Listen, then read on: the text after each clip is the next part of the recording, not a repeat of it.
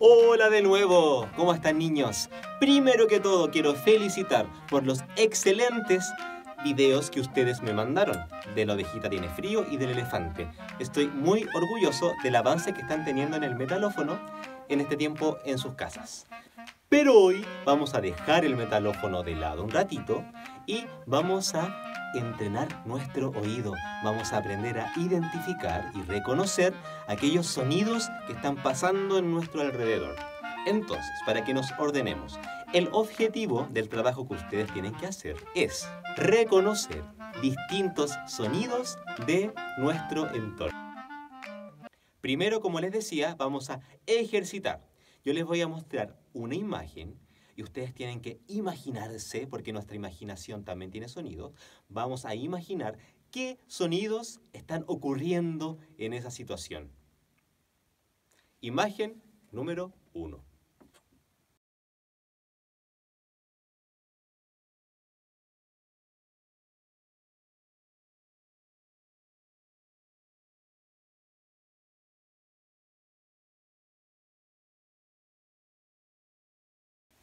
¿Ven que hasta nuestra imaginación tiene sonidos?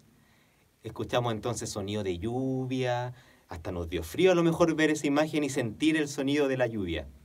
Muy bien, imagen número 2. Imagínense los sonidos.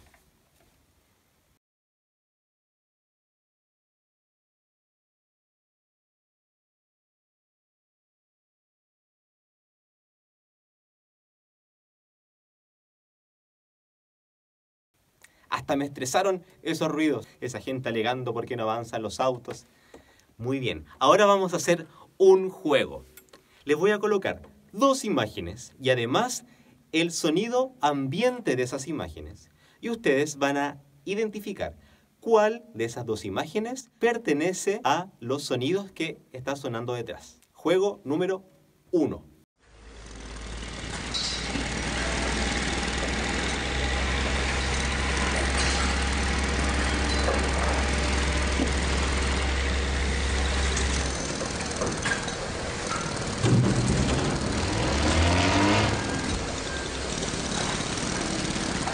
Bien, era una constructora, ¿cierto? Juego número 2.